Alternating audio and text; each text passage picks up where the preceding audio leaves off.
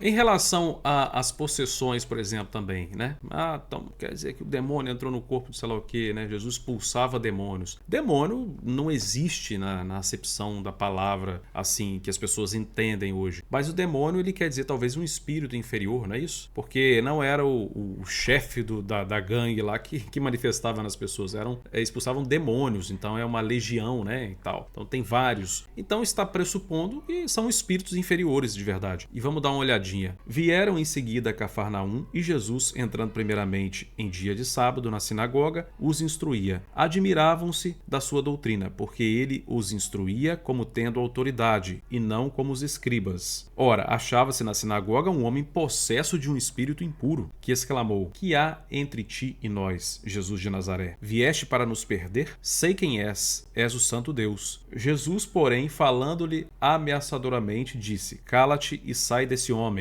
Então o espírito impuro, agitando o homem em violentas convulsões, saiu dele. Ficaram todos tão surpreendidos que uns aos outros perguntavam: Que é isto? Que nova doutrina é esta? Ele dá ordem com império até aos espíritos impuros, e estes lhes obedecem? Então, obviamente, nós estamos falando aqui daqueles mesmos seres que eram chamados de demônios, ou espíritos impuros. Na ocasião, dependendo da tradução, você pega uma coisa ou outra. Mas, se você pegar a raiz de demônio, na verdade, e se você pegar lá a raiz de Sócrates, lá o daimon, na verdade era o espírito, o gênio, né? Então, você está querendo dizer a mesma coisa. Só que o do Sócrates não era ruim, era um espírito qualquer, era uma pessoa com a qual ele teoricamente conversava. Porém, a acepção que foi dada ao longo do tempo foi mudando o entendimento no decorrer da sociedade, então estava chamando o demônio já como um espírito impuro. Mas a raiz primeira não referia demônios como algo ruim. Sim, na época de Jesus já era esse entendimento e permanece até hoje, né? Sobre os ressuscitamentos ou ressurreições. Ressuscitamento é uma palavra ainda não muito usada, as pessoas acham estranha, mas existe. Então, o que acontece nas ressurreições? Como Jesus lá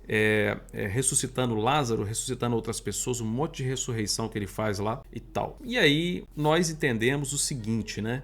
O pessoal naquela época tinha os mecanismos médicos suficientes para entender o que era uma parada cardíaca, uma parada cardiorrespiratória, né? Então, hoje, quando acontece algo parecido, não tem os médicos lá, né, fazendo o desfibrilamento, né, usando o desfibrilador lá para tentar reanimar as pessoas, e a pessoa que estava sendo considerada praticamente morta ali, ela volta a viver. Na época, não sei se muita gente sabe disso, mas os sepultamentos eram feitos quase que imediatamente no momento que a pessoa aparentou estar morta, e às vezes ela nem estava. Então pode ter acontecido, inclusive, muitas vezes de pessoas terem sido enterradas e ressuscitadas logo depois. Já vimos recentemente fatos assim, pessoas que estavam lá já no caixão, lá no velório, e de repente ela acorda e pronto, todo mundo toma um susto, né? Tem uns casos desses relatados hoje na atualidade ainda, mas na época era muito mais. Hoje ainda você tem um tempo para sepultar. Na época o sepultamento era feito quase que de imediato. Então esse fato de ressurreição seria o fato às vezes de Jesus estar chegando perto da pessoa e desfibrilar o cara. Não que ele fizesse massagem cardíaca e tudo mais, mas tamanho, de novo, o magnetismo dele. Mas talvez também pudesse fazer, talvez uma imposição de mãos, uma pressão, não sabemos como que era feito. Mas também o aspecto magnético, né, que poderia compensar muitas ações físicas. Então, mais uma vez, nós temos uma explicação para o fenômeno maravilhoso. Ah, vou ressuscitar o cara. Como que você vai ressuscitar alguém que já morreu, cara? Que o espírito já está deixando o corpo, ou que as funções orgânicas já não funcionam mais, né? Há um esgotamento do fluido vital ali. A gente sabe que a pessoa não vai conseguir viver mais, né? Então, isso foge às leis da natureza, choca a razão. E se choca a razão, nós não podemos aceitar, nós temos que buscar algo mais racional.